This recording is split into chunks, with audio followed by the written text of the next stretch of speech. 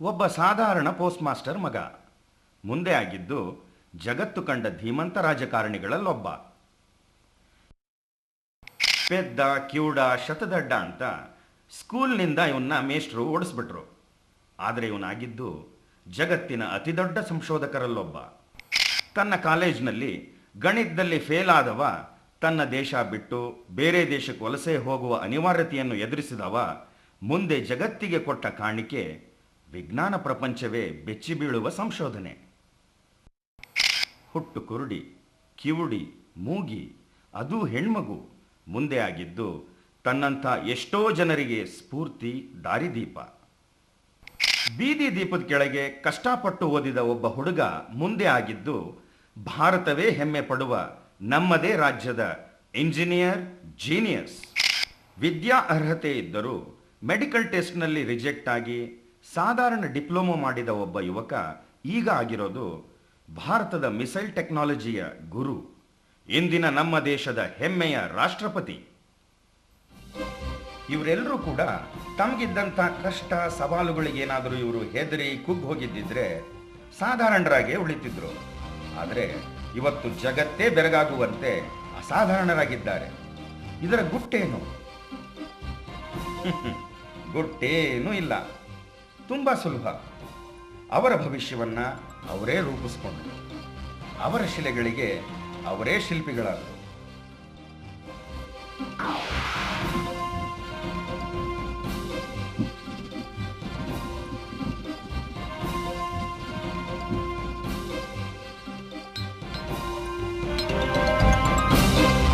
ಮಕ್ಕಳೇ, ನಮ್ಮ ಮುಂದಿರೋ ಸವಾಲ್ ಇದು.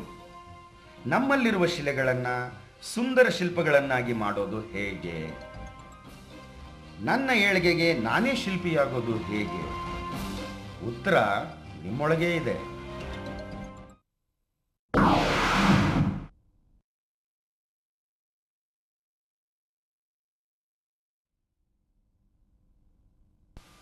ಬನ್ನಿ ನೋಡಿ, ಎಷ್ಟೊಂದು ಜನ ಮಕ್ಕಳು ಎಷ್ಟು ಚೆನ್ನಾಗಿ ಆಟ ಆಡ್ತಾ ಇದ್ದಾರೆ. ಎಷ್ಟು ಸುಂದರವಾಗಿ ಈ ಹೆಣ್ಮಕ್ಳು ಓಡ್ತಾ ಇದ್ದಾರೆ ನೋಡಿ. ಹಾಗೆ ಈ ರಭಸದಿಂದ ನುಗ್ತಾ ಇರೋ ಹುಡುಗನ್ನೂ ನೋಡಿ. ಆದರೆ ಇವರೆಲ್ಲ ಇಷ್ಟು ಚೆನ್ನಾಗಿ ಆಟ ಆಡ್ತಾ ಇದ್ರು, ಒಬ್ಬ ಬೃಹಸ್ಪತಿ ಮಾತ್ರ ಕುತ್ಕೊಂಡು ಓದ್ತಾ ಇದ್ದಾನೆ. ಇವಾಗ ಅವನನ್ನೇ ನಾವು ನೋಡೋಕೆ ಹೋಗೋದು. ಏನೋ ಮರಿ, ಯಾರಪ್ಪ ನೀನು? ಆಟ ಆಡೋಕೆ ಹೋಗಲ್ವಾ ನೀನು? ಆಟ ಆಡೋದಕ್ಕ ನಾನಾ ಆಟ ಆಡೋಕೆ ಹೋದ್ರೆ ಸುಮ್ಮನೆ ಟೈಮ್ ವೇಸ್ಟು. ಇವನೇನೋ ಹೀಗೆ ಹೇಳ್ತಾನೆ, ಆದರೆ ಇವನ್ ಫ್ರೆಂಡ್ಸು, ಇವನ್ ಮೇಷ್ಟ್ರು ಇದ್ರ ಬಗ್ಗೆ ಏನು ಹೇಳ್ತಾರೆ ಕೇಳೋಣ ಬನ್ನಿ. ಅವನಾ ಓದ್ತೀನಿ ಅಂತ ಎಲ್ಲ ಕಡೆ ತಪ್ಪಿಸ್ಕೊಂಡು ಓಡಾಡ್ತಾನೆ. ಆದರೂ ಮಾರ್ಕ್ಸ್ ಮಾತ್ರ ಕಮ್ಮಿನೇ. ಅವನು ಯಾವ ಕೆಲಸಕ್ಕಾದ್ರೂ ಬರೋದೇ ಇಲ್ಲ ಅಂತಾನೆ. ಆಟ ಆಡೋದಕ್ಕಾದ್ರೂ ಬರ್ತಾನೆ, ಅದಕ್ಕೂ ಇಲ್ಲ. ಓದಬೇಕು ಅಂತ ಯಾವಾಗಲೂ ಅದನ್ನೇ ಹೇಳ್ತಿರ್ತಾನೆ. ಆದರೆ ಅವನಿಗೆ ಒಂದು ವಿಷಯ ಅರ್ಥವೇ ಆಗಿಲ್ಲ ಏನು ಅಂತಂದರೆ, ಆಟ ಆಡದೇ ಇರೋದ್ರಿಂದನೇ ಅವನಿಗೆ ಕಾನ್ಸಂಟ್ರೇಷನ್ ಇಲ್ಲ ಅನ್ನೋದು ಇದುವರೆಗೂ ಅವನು ಅರ್ಥ ಮಾಡ್ಕೊಂಡಿಲ್ಲ. ಅದನ್ನು ನೋಡ್ದೇನಯ್ಯ, ನಿನ್ನ ಮೇಲೆ ಎಲ್ಲರೂ ಏನು ಹೇಳ್ತಾ ಇದ್ದಾರೆ? ಒಂದು ಉಪಾಯ ಹೇಳ್ಕೊಡ್ಲಾ ನಿನಗೆ? ಕೇಳ್ತೀನಿ, ಹೇಳಿ ಸರ್. ನಿನಗೆ ಜಾಸ್ತಿ ಮಾರ್ಕ್ಸ್ ಬೇಕು ಅಂದರೆ ಪುಸ್ತಕ ಮುಚ್ಚಿಡು, ಅರ್ಧ ಗಂಟೆ ಆಟ ಆಡೋಕೆ ಹೋಗು. ಒಳ್ಳೆ ಐಡಿಯಾ ಕೊಡ್ತೀರಾ ಅಂತ ಅನ್ಕೊಂಡ್ರೆ ಆಟ ಆಡು ಅಂತೀರಲ್ಲ ಸರ್. ಆಟ ಆಡಿದ್ರೆ ಸುಸ್ತಾಗತ್ತೆ ಸರ್, ಪುಸ್ತಕ ಹಿಡ್ಕೊಂಡ್ರೆ ನಿದ್ದೆ ಬರುತ್ತೆ. ಸುಮ್ಮನೆ ಟೈಮ್ ವೇಸ್ಟು ಸರ್. ನರಪೇತ್ಲನ್ ತರ ಇದೆಯಾ? ಮಾರ್ಕ್ಸ್ ಹೇಗಯ್ಯ ಬರುತ್ತೆ? ಸರ್, ನಾನು ಈಗ ನರ್ಪೇತ್ಲನ್ ತರ ಇರೋದಕ್ಕೂ ಮಾರ್ಕ್ಸ್ ಬರೋದಕ್ಕೂ ಏನು ಸರ್ ಸಂಬಂಧ? ಆಯ್ತು, ಒಂದು ಆಟ ಹೇಳ್ತೀನಿ, ಆಡ್ತೀಯಾ? ಸರಿ, ಹೇಳಿ ಸರ್. ನೋಡಪ್ಪ, ಬಾಯಿಲೆ ಈ 5 ಬಾಕ್ಸ್ ಜೊತೆನೆ ನಮ್ಮ ಆಟ. ಬಾಯಿಲೆ, ಹೆದರ್ಬೇಡ, ಇಲ್ಲಿ ಬಂದು ನಿಂತ್ಕೋಬಾ. ನೋಡು, ಇವಾಗ ಈ 5 ಬಾಕ್ಸ್ ಇದೆಯಲ್ಲ, ಇದನ್ನು ಒಂದೊಂದನ್ನು ನಿನ್ನ ತಲೆ ಮೇಲೆ ಇಟ್ಕೊಂಡು ಮತ್ತೆ ಕೆಳಗಡೆ ನೆಲದ ಮೇಲೆ ಇಡಬೇಕು. ತಗೋ, ಒಂದೊಂದಾಗಿ ಎತ್ಕೋ. ಮೊದಲನೇ ಬಂಡಲ್ ತಗೋ. ಗುಡ್. ಎರಡನೇದು ಪರವಾಗಿಲ್ಲ ಕಣಯ್ಯ. ಮೂರನೇದು ಎತ್ಕೋ. Very good. ನಾಲ್ಕನೇದು. ಓಹೋ, ವೆರಿ ವೆರಿ ಗುಡ್. 5ನೇದು ತಗೋ. ಇವಾಗ ಎತ್ತು. ಯಾಕೆ ಎತ್ತು? ಎತ್ತಬೇಕು, ಬಿಡಬಾರದು. ಎತ್ತು. ಆಗ್ತಾ ಇಲ್ವಾ? ನೋಡು, ಎತ್ತಬೇಕು. ಎತ್ತು, ಇನ್ನು ಇನ್ನು ಮೇಲೆ, ತಲೆ ಮೇಲೆ ಇಟ್ಕೋಬೇಕು. ಅಲ್ಲಪ್ಪ, 4 ಬಂಡ್ಲು ಆರಾಮಾಗಿ ಎತ್ತಿದೆ. ಇದು ನಿತ್ತಕ್ಕೆ ಯಾಕೆ ಇಷ್ಟು ಒದ್ದಾಡ್ತಾ ಇದೀಯಾ? ಮಾಡು, ಮರಳಿ ಮರಳಿ ಯತ್ನವ ಮಾಡು. ಛೇ, ಆಗ್ಲಿಲ್ವಾ? ಬಿಡು, ಹೋಗ್ಲಿ. ಇವಾಗ ಅದನ್ನು ಓಪನ್ ಮಾಡಿ ಅದರೊಳಗೆ ಏನಿದೆ ಅನ್ನೋದನ್ನ ನೋಡು. ಏನಯ್ಯ, ಈ ಪೇಪರ್ ಕವರ್ ಕೀಳಕ್ಕೆ ಇಷ್ಟು ಒದ್ದಾಡ್ತಾ ಇದೆಯಲ್ಲ, ಬೇಗ ಕೀಳು. ಆಗಲ್ವಾ? ಸುಸ್ತಾಗ್ಬಿಟ್ಟಿದ್ಯೇನಯ್ಯ. ಮಾಡು, ಓಪನ್ ಮಾಡು ಮಾಡು.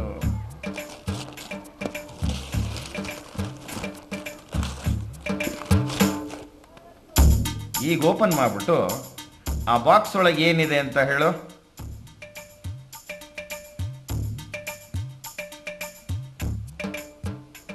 ಏನಲ್ಲಿರೋದು? ಇದು ನನ್ನ ಪುಸ್ತಕಗಳು. ಪುಸ್ತಕ ಎತ್ತಕ್ಕಾಗ್ಲಿಲ್ವಾ ನಿನ್ ಕೈಲಿ? ಆಗ್ಲಿಲ್ಲ. ಅಲ್ರಿ ನರ್ಪೇತಲ್ ಮಹಾರಾಜ್, ನಿಮ್ ಟೆಕ್ಸ್ಟ್ ಬುಕ್ ನ ತೆಗೆದು ನೀವು ತಲೆ ಮೇಲೆ ಇಟ್ಕೊಳಕ್ ಆಗ್ಲಿಲ್ಲ ಅಂದ್ರೆ ಅದ್ರೊಳಗಿರೋದ್ನೆಲ್ಲ ನೀವು ಓದಿ ಬರೆದು ಅರ್ಥ ಮಾಡ್ಕೊಂಡು ನಿಮ್ ಬುದ್ಧಿಲಿ ಇಟ್ಕೊಳಕ್ಕಾಗತ್ತೇನ್ರಿ? ಸರ್, ನಾನು ಆಟ ಆಡೋಕೆ ಹೋದ್ರು ಯಾರು ಸೇರಿಸ್ಕೊಳ್ಳಲ್ಲ ಸರ್. ಯಾರು ನನ್ನ ಫ್ರೆಂಡ್ಸೇ ಇಲ್ಲ ಸರ್. ಅದಕ್ಕೆ ಆಟ ಆಡೋದು ಬಿಟ್ಬಿಟ್ಟು ಓದ್ತಾ ಕೂತಿರ್ತೀನಿ ಸರ್. ಅವ್ನು ಏನು ಆಡ್ತಾನೆ ಅಂತ ನಮಗೆ ಗೊತ್ತಿಲ್ಲ, ಅವ್ನಿಗೆ ಯಾವ ಆಟದಲ್ಲಿ ಇಂಟ್ರೆಸ್ಟ್ ಇದೆ ಅಂತಲೂ ನಮಗೆ ಗೊತ್ತಿಲ್ಲ. ಅದಕ್ಕೆ ನಾವು ಅವನ್ನ ಆಟಕ್ಕೆ ಸೇರಿಸ್ಕೊಳ್ಳಲ್ಲ. ಅಲ್ಲ ಕಣಯ್ಯ, ನೀನು ಆಟ ಆಡಕ್ಕೆ ಹೋಗಲ್ಲ ಅಂದ್ರೆ ನಿನ್ ಫ್ರೆಂಡ್ಸ್ ಹೇಗಯ್ಯ ಆಗ್ತಾರೆ? ನಿಮ್ಮಲ್ಲೂ ಸಾವಿರಾರು ಹುಡುಗರು ಹುಡುಗಿರು ಇವನ್ ತರಾನೇ ಆಟ ಆಡೋದು, ಕೆಲಸ ಮಾಡೋದು, ಎಕ್ಸಸೈಸ್ ಮಾಡೋದು ಅಂದ್ರೆ ಟೈಮ್ ವೇಸ್ಟ್ ಅಂತ ಅಂದ್ಕೊಂಡಿದ್ದೀರಾ. ಇದೇ ನೀವು ಮಾಡ್ತಾ ಇರೋ ದೊಡ್ಡ ತಪ್ಪು. ಇದೇ ಪರಮ ಸತ್ಯ. ಶಕ್ತಿಯೇ ಜೀವನ, ಬಲಹೀನತೆಯೇ ಮರಣ. ಇದೇ ಪ್ರಶ್ನೆಯನ್ನು ನಾನು ಪ್ರತಿಯೊಬ್ಬ ಪುರುಷ, ಸ್ತ್ರೀ ಹಾಗೂ ಮಗುವಿಗೆ ಕೇಳುತ್ತೇನೆ. ನೀವು ಶಕ್ತಿವಂತರೇ? ನಿಮ್ಮಲ್ಲಿರುವ ಶಕ್ತಿಯ ಅರಿವು ನಿಮಗಿದೆಯೇ? ಏಕೆಂದರೆ ನನಗೆ ಗೊತ್ತು, ಶಕ್ತಿಯೊಂದೇ ಸತ್ಯದೆಡೆಗೆ ನಿಮ್ಮನ್ನು ಕರೆದೊಯ್ಯುವುದು. ಮೊದಲು ನಿಮ್ಮ ದೇಹವನ್ನು ಬಲಗೊಳಿಸಿ, ಆಗಷ್ಟೇ ನೀವು ನಿಮ್ಮ ಮನಸ್ಸಿನ ಮೇಲೆ ಪ್ರಭುತ್ವ ಸಾಧಿಸುವಿರಿ.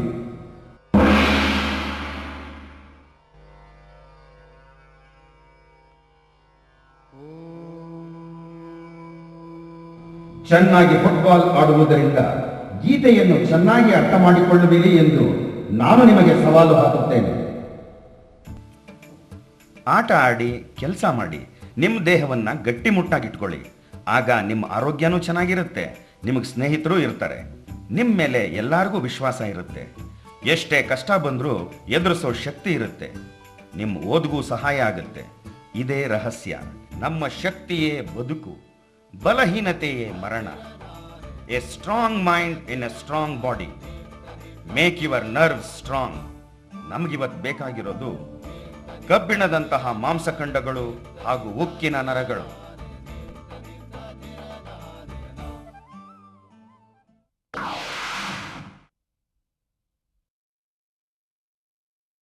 ನೋಡಿ, 4 ಜನ ಬರ್ತಾರೆ ನಿಮ್ಮ ಮುಂದೆ.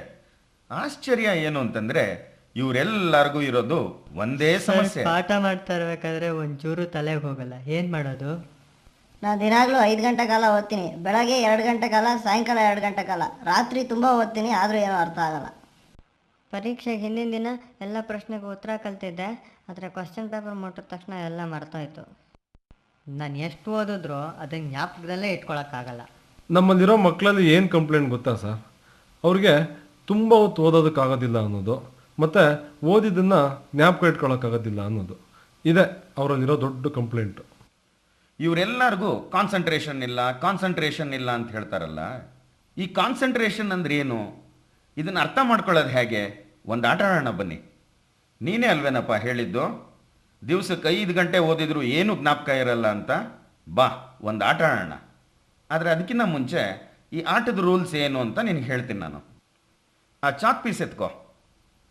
ಇವಾಗ ನಿಮ್ಮ ಮೇಷ್ಟ್ರು ಬರ್ತಾರೆ, ಬನ್ನಿ ಸರ್. ಇವಾಗ ಅವರು ನಿನಗೆ 20 ಪದಗಳನ್ನು ಹೇಳ್ತಾ ಹೋಗ್ತಾರೆ. ಮೊದಲು ಸಂಖ್ಯೆ ಬರಿ, ಆಮೇಲೆ ಆ ಪದನ ಬರೆಯೋಕ್ಕಾಗತ್ತಾ? ಶುರು ಮಾಡು. ಸುಲಭ ಇದೆ ಅಲ್ವಾ ಸರ್? ನೀವು ಹೇಳಿ ಸರ್.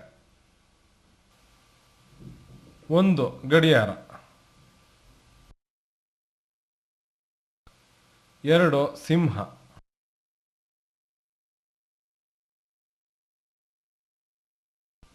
3 ದೇವಸ್ಥಾನ, 6 ಚಿಟ್ಟೆ. 7 ನದಿ.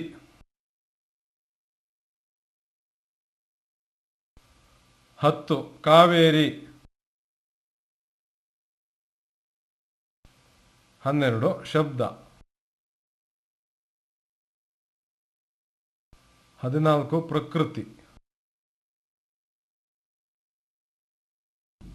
15 ಸೂರ್ಯ.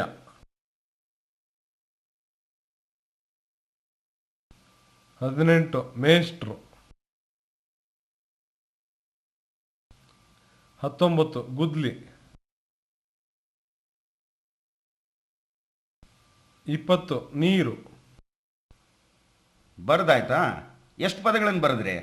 20 ಪದಗಳು. ಪರವಾಗಿಲ್ಲ ಕಣಯ್ಯ. ಆಯಿತು, ಇವಾಗ ಇದೇ ಆಟನ ಇನ್ನೊಂದು ಸಾರಿ ಆಡೋಣ. ಏನಿಲ್ಲ, ಮತ್ತೆ ಅದೇ ರೀತಿ ಮಾಸ್ಟ್ರು ನಿನಗೆ 20 ಪದಗಳನ್ನ ಹೇಳ್ತಾರೆ. ನೀನು ಮೊದಲು ಸಂಖ್ಯೆ ಬರೀಬೇಕು, ಆಮೇಲೆ ಪದ ಬರೀಬೇಕು. ಅರ್ಥ ಆಯ್ತಲ್ಲ? ಇವಾಗ ಚಾಕ್ ಪೀಸ್ ತಗೋ. ಸಾರ್ ನಿನಗೆ 20 ಪದಗಳನ್ನ ಹೇಳ್ತಾರೆ, ಗೊತ್ತಲ್ಲ ನಿನಗೆ? ಮೊದಲು ಸಂಖ್ಯೆ ಬರೀಬೇಕು, ಆಮೇಲೆ ಪದನ ಬರೀಬೇಕು. ರೆಡಿನಾ? ಸರ್ ಶುರು ಮಾಡಿ ಸರ್. ಆಯ್ತು ಸರ್. ಒಂದು ನಿಮಿಷ ತಡಿ. ಸ್ವಲ್ಪ ಆಟಕ್ಕೆ ಟ್ವಿಸ್ಟ್ ಕೊಡೋಣ. ಈಗ ಒಂದು ಪದ ಬರೀತೀಯ, ಆಮೇಲೆ 4 ಕೆಲಸ ಮಾಡ್ತೀಯ. ಫಸ್ಟ್ ಹೋಗಿ ಈ ಗಂಟೆನ ಠಣಾರ್ ಅಂತ ಹೊಡಿತೀಯ. ಆಮೇಲೆ ಓಡ್ ಹೋಗಿ ಆ ಲೋಟನಲ್ಲಿರೋ ನೀರನ್ನು ತಗೊಂಡು ಕುಡಿತೀಯ. ಆಮೇಲೆ ನೋಡು, ನಿನ್ನ ಫ್ರೆಂಡ್ ಕಾಯ್ತಾ ಇದ್ದಾನಲ್ಲ, ಅವನು ನಿನಗೆ ಚೆಂಡೆಸಿತಾನೆ. ಅದನ್ನು ತಗೊಂಡು ಅವನಿಗೆ ವಾಪಸ್ ಎಸ್ದು ಓಡ್ ಹೋಗಿ ಈ ಗುದ್ಲಿಯಿಂದ ಅಗದು ಮತ್ತೆ ವಾಪಸ್ ಬೋರ್ಡ್ ಹತ್ರ ಹೋಗ್ತೀಯ. ಒಂದು ಟ್ರಯಲ್ ಮಾಡ್ಬಿಡೋಣವಾ? ಮೊದಲು ಒಂದು ಪದ ಬರಿ, ಆಮೇಲೆ ಓಡ್ ಹೋಗಿ ಗಂಟೆ ಹೊಡಿ, ಅಲ್ಲಿಂದ ಹೋಗಿ ಲೋಟದಲ್ಲಿರೋ ನೀರು ಕುಡಿ, ನಿನ್ನ ಗೆಳೆಯನ ಹತ್ರ ಹೋಗಿ ಚೆಂಡೆಸಿ, ಹೋಗಿ ಗುದ್ಲಿಯಿಂದ ಅಗಿ, ಮತ್ತೆ ಹೋಗಿ ಪದ ಬರಿ. ವೆರಿ ಗುಡ್, ರೆಡಿನಾ? ಆದರೆ ಇನ್ನೊಂದು ರೂಲ್ ಇದೆ. ಏನಪ್ಪ ಅಂದರೆ, ಸರ್ ಅವ್ರ ಪಾಟಿಗೆ ಅವ್ರ ಪದಗಳನ್ನ ಹೇಳ್ತಾ ಹೋಗ್ತಾ ಇರ್ತಾರೆ. ನೀನು ಮಾತ್ರ ಒಂದು ಪದನ ಬರೆದು ಆಮೇಲೆ ಈ 4 ಕೆಲಸನೂ ಮುಗಿಸಿದ ಮೇಲೇನೆ ಇನ್ನೊಂದು ಪದನ ಬರಿಬೇಕು. ಅಂದರೆ ಹೀಗೆ, ಮೊದಲು ಬರಿತೀಯ, ಆಮೇಲೆ ಹೋಗಿ ಗಂಟೆ ಹೊಡಿತೀಯ, ನೀರು ಕುಡಿತೀಯ, ಚೆಂಡೆಸಿತೀಯ, ಆಮೇಲೆ ಹೋಗಿ ಗುದ್ಲಿಲಿ ಅಗಿತೀಯ, ಆಮೇಲೆ ಬಂದು ಇನ್ನೊಂದು ಪದ ಬರೀತೀಯ. ನಾ ಹೇಳಿದ್ದೆಲ್ಲ ಅರ್ಥ ಆಯ್ತಾ? ಓಕೆನಾ? ಸರ್ ಶುರು ಮಾಡಿ. 1 ತರಕಾರಿ. 2 ಪಾನಿಪುರಿ. 3 ತಿಂಗಳು. 4 ಚಂದ್ರ.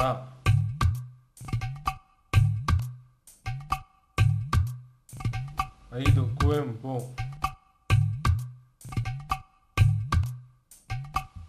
6 ಟಗರು.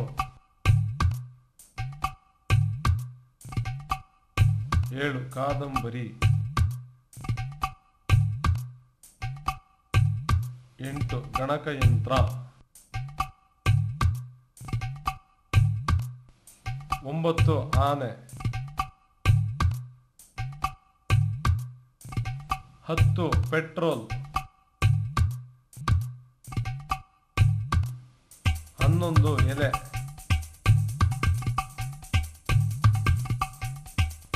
12 ಕಾಲೇಜು. 13 ಬಂಡೆ.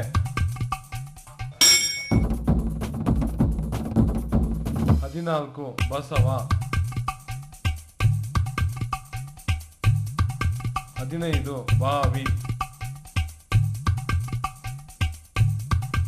16 ಅರಮನೆ. 17 ಕೆರೆ. 18 ಟಾಂಗ. 19 ಹೋಟೆಲ್. 20 ಹಿಮಾಲಯ. ಸ್ಟಾಪ್. 20 ಪದ ಆಗೋಯ್ತು. ಏನಯ್ಯ ಸುಸ್ತಾಗ್ಬಿಟ್ಟ?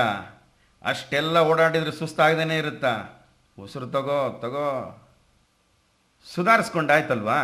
ಬನ್ನಿ ಸರ್, ನಿಮ್ಮ ಪರಾಕ್ರಮ ಈ ಸಾರಿ ಎಷ್ಟು ಅಂತ ನೋಡೋಣ. ಎಷ್ಟು ಪದ ಬರೆದಿದ್ದೀರಿ ಈ ಸಾರಿ? 6 ಪದ. ಮೊದಲೆಷ್ಟು ಬರೆದಿದ್ರಿ? 20 ಪದ ಬರ್ದಿದ್ದೆ. ಅಲ್ಲ ಕಣಯ್ಯ, ಅವಾಗ ಬರೆದಿದ್ದು ಇವಾಗ ಯಾಕಯ್ಯ ಆಗಲಿಲ್ಲ? ಅವಾಗಲೇ ಬರೆಯೋದು ಮಾತ್ರ ಇತ್ತು ಸರ್. ಈಗ 4-5 ಕೆಲಸ ಮಾಡ್ಕೊಂಡು ಬರೆಯೋದಂಗೆ ಸರ್? ಕರೆಕ್ಟ್ ಕರೆಕ್ಟ್ ಕರೆಕ್ಟ್ ಕಣಯ್ಯ, ನೀನು ಹೇಳೋದು ನಿಜ. 4-5 ಕೆಲಸ ಮಾಡಿಕೊಂಡು 20 ಪದ ಹೆಂಗಯ್ಯ ಬರೆಯೋಕ್ಕಾಗತ್ತೆ? ಆದರೆ ಯೋಚನೆ ಮಾಡು, ನೀನು ಪುಸ್ತಕ ತೆಗೆದು ಓದಬೇಕಾದ್ರೆಲ್ಲ ನಿನ್ನ ಮನಸ್ಸು ಪುಸ್ತಕದ ಮೇಲೇ ಇರುತ್ತಾ? ಯೋಚನೆ ಮಾಡು. ಪುಸ್ತಕ ಕೈಯಲ್ಲಿ ಇಟ್ಕೊಂಡೆ ಏನೆಲ್ಲ ಯೋಚನೆ ಮಾಡಲ್ಲ. ಹಾಳಾದ್ದು ಈ ಪಿರಿಯಡ್ ಮುಗಿದು ಯಾವಾಗಪ್ಪ ಬೆಲ್ ಹೊಡೆಯುತ್ತೆ, ಯಾವಾಗಪ್ಪ ಈ ದರಿದ್ರ ಕ್ಲಾಸ್ ಮುಗಿಯುತ್ತೆ, ಮಧ್ಯಾಹ್ನ ಊಟಕ್ಕೆ ಅಮ್ಮ ಏನು ಕಳಿಸಿದಾಳೆ, ಅಲ್ಲಿ ನೋಡಿದರೆ ಹೊರಗಡೆ ಫ್ರೆಂಡು ಆಟ ಆಡಕ್ಕೆ ಕಾಯ್ತಾ ಇದ್ದಾನೆ, ಯಾವಾಗಪ್ಪ ಆಟ ಆಡೋದು, ಮತ್ತೆ ಹೋಗಿ ನೀನು ಮನೆಯಲ್ಲಿ ಏನಪ್ಪ ಕೆಲಸ ಮಾಡೋದು ಅಂತಾನೂ ಯೋಚನೆ ಮಾಡ್ತಾ ಇರ್ತೀಯ. ಅದು ನೀನು ತರಗತಿಯಲ್ಲಿದ್ದಾಗಲೇ, ಕೈಯಲ್ಲಿ ಪುಸ್ತಕ ಇದ್ದಾಗಲೇ. ಈ ಪುಸ್ತಕ ಕೈಯಲ್ಲಿಟ್ಟುಕೊಂಡು 108 ಯೋಚನೆ ಮಾಡ್ತಾ ಇದ್ರೆ ಆ ಪುಸ್ತಕದಲ್ಲಿರೋದೆಲ್ಲ ನೀನು ಓದಿ ನಿನ್ನ ತಲೆಯಲ್ಲಿ ಹೆಂಗಪ್ಪ ಇಳಿಯುತ್ತೆ? ಹಾಗಾದರೆ ನಿನ್ನ ಸಮಸ್ಯೆಗೆ ಉತ್ತರ ಏನಪ್ಪ? ಹುಡ್ಕೋಣ ಬಾ. ಇವಾಗ ನೋಡು, ನಾನು ನಿನ್ನ ಕೈಗೆ ಬೂತ್ ಕನ್ನಡಿ ಮತ್ತೆ ಪೇಪರನ್ನು ಕೊಡ್ತೀನಿ. ನೀನು ಅದರಿಂದ ಬೆಂಕಿ ಹಚ್ಚಬೇಕು. ಎಲ್ಲಿ ಹಚ್ಚು ನೋಡೋಣ.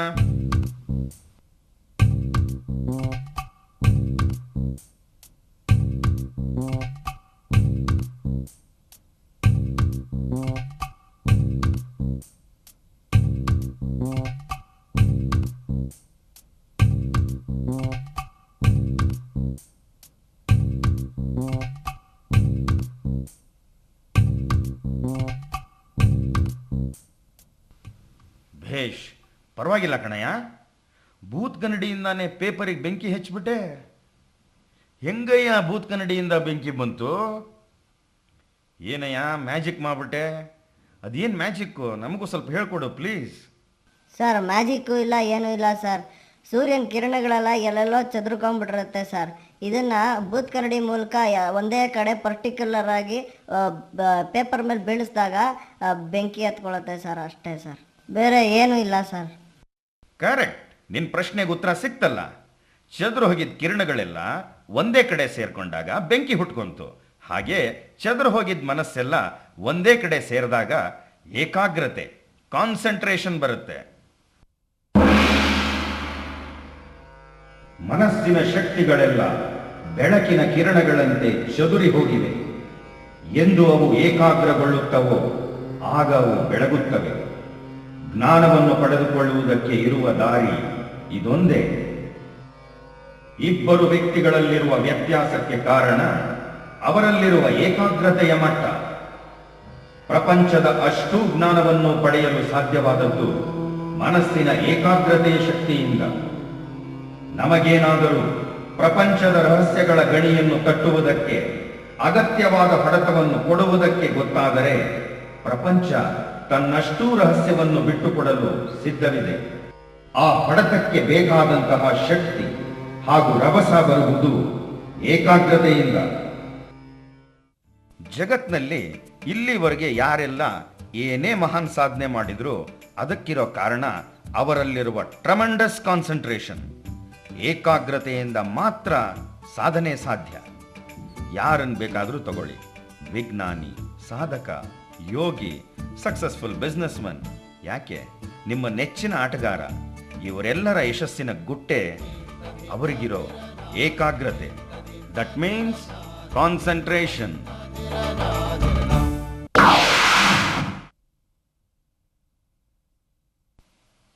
ನೋಡಿ, ಇವಾಗ ನೀವು ನೋಡ್ತಾ ಇರೋ ಹುಡುಗ ತುಂಬಾ ಬುದ್ಧಿವಂತ, ಫಸ್ಟ್ ರ್ಯಾಂಕ್ ಸ್ಟೂಡೆಂಟ್. ಏನಪ್ಪ ನಿನ್ನ ಹೆಸರು? ಸತೀಶ. ಜೇಬಲ್ಲಿ ಎಷ್ಟಪ್ಪ ಇದೆ? 40 ರೂಪಾಯಿ. ಫಸ್ಟ್ ರ್ಯಾಂಕ್ ಸ್ಟೂಡೆಂಟ್ ಅಂತೇನೋ ಹೇಳ್ಬಿಟ್ಟಿದ್ದೀವಿ, ಆದರೆ ಇವನ ಹತ್ರ ಇರೋ 40 ರೂಪಾಯಿ ಹ್ಯಾಕ್ ಖರ್ಚು ಮಾಡಬೇಕು ಅನ್ನೋದೇ ಅವನಿಗೆ ಗೊತ್ತಿಲ್ಲ. ಟಂಟಣಾನ್, 4 ಜನ ಪ್ರಳಯಾಂತಕರು. P Shivakumar, K Venkat Narayan, A Kumaresh, Dinesh. ಈ 4 ಜನರ ಹತ್ರನೂ ಒಂದು ಬಿಡಿಗಾಸು ಇಲ್ಲ. ಆದರೆ ಇವರೆಲ್ಲ ಸೇರಿ ನಮ್ಮ ಫಸ್ಟ್ ರ್ಯಾಂಕ್ ಸ್ಟೂಡೆಂಟ್ ಹತ್ರ 40 ರೂಪಾಯಿನ ಹೇಗೆ ಎಗರಿಸ್ತಾರೆ ಅಂತ ನೋಡೋಣ. ಇಲ್ಲಿ ನೋಡಿ, ಸ್ಟೈಲಾಗಿ ಕೈ ಕಟ್ಕೊಂಡು ನಿಂತಿದ್ದಾರಲ್ಲ, ಇವರೇ ಕಿಲಾಡಿ ನಂಬರ್ 4. ನೋಡಿ ನೋಡಿ ಏನ್ ಸೀರಿಯಸ್ಸು ಅಂತ ನಾಟಕ ಆಡ್ತಾ ಇದ್ದಾನೆ. ಲೇ ಹೇಳ್ಬೇಡ್ವೋ. ಕ್ಲಾಸ್ಗೆಲ್ಲ ದುಡ್ಡು ತಗೊಂಬರ್ಬಾರ್ದು ಅಂತ ಗೊತ್ತಿಲ್ವೇನೋ? ಯಾಕೋ ತಗೊಂಬಂದೆ? ಸರ್ಗೆ ಹೇಳಿದ್ರೆ ಏನಾಗತ್ತೆ ಗೊತ್ತಾ? ಅಷ್ಟು ದುಡ್ಡು ಹೊರಟೋಗ್ಬಿಡತ್ತೆ. ಈಗೇನು ಮಾಡ್ತೀಯಾ? ಏಯ್ ನೀನೇ ಏನಾದರೂ ಹೇಳೋ. ಸರ್ಗೆ ಹೇಳಿದ್ರೆ 40 ರೂಪಾಯಿನ ಹೊರಟೋಗ್ಬಿಡತ್ತೆ. ಏನು ಮಾಡೋ ಗೊತ್ತಾ? ನೀನು ನಂಗೆ 10 ರೂಪಾಯಿ ಕೊಟ್ಬಿಡು, ಏನು ಪ್ರಾಬ್ಲಮ್ಮು ಇರಲ್ಲ. ನಿನ್ನ ಹತ್ರ 30 ರೂಪಾಯಿ ಇರುತ್ತೆ, ನನ್ನ ಹತ್ರ 10 ರೂಪಾಯಿ ಇರುತ್ತೆ, ಏನೂ ಇರಲ್ಲ. ಹಂಗಂಗೆ ಸೆಟಲ್ ಮಾಡ್ಬಿಡೋಣ. ಹೋಗ್ಲಿ ತಗೊಳ್ಳೋ. ಥ್ಯಾಂಕ್ಸ್, ಬಾರೋ ಹೋಗೋಣ. ಹಾಕಿಸ್ಕೊಂಡ ಟೋಪಿ. ಈಗ ಬಂದ ನೋಡಿ ಪ್ರಳಯಾಂತಕ ನಂಬರ್ 3. ನಾ ಏನು ಮಾಡ್ತೀನಿ ಗೊತ್ತಾ? ಸಿಕ್ಕಾಬಿಟ್ಟೆ ತಲೆ ನೋಯ್ತದೆ ಕಣೋ. 10 ರೂಪಾಯಿ ಇದ್ರು ಕೊಡೋದು. ನಾಳೆ ಕೊಟ್ಬಿಡ್ತೀಯ ತಾನೆ? ಗ್ಯಾರಂಟಿ ಕೊಡ್ತೀನಿ ಕಣಲ್ಲ. ನಾಳೆ ಬಂದ ತಕ್ಷಣ ಕೊಟ್ಬಿಡ್ತೀನಿ ಕಣೋ. ಬಂದ ತಕ್ಷಣ ಕೊಟ್ಬಿಡ್ತೀನಿ ಕಣಲ್ಲ ನಾಳೆ. ಸರಿ ತಗೋ, ನಾಳೆ ಮರಿಬೇಡ. ಆಯ್ತು, ಮರಿದೆಲ್ಲ ಕೊಟ್ಬಿಡು. ಹಾ, ನಾಳೆ ಅವ್ನು ಬಂದು ಕೇಳಿದ್ರೆ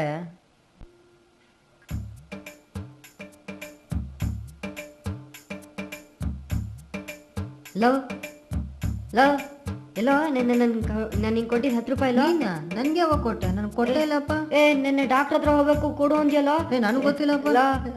ನನಗೆ ಗೊತ್ತಿಲ್ಲ. 10 ರೂಪಾಯಿ. ನಿನ್ನೆ 10 ರೂಪಾಯೋ? ಪ್ರಳಯಾಂತಕ ನಂಬರ್ 2. ನಾನೇನು ಮಾಡ್ತೀನಿ ಗೊತ್ತಾ? ಏನು 10 ರೂಪಾಯಿ ಇದೆ ಅಂತ ನಿನ್ನ ಹತ್ರ? ಇದೆ, ಅಲ್ಲಿ ತೋರಿಸು.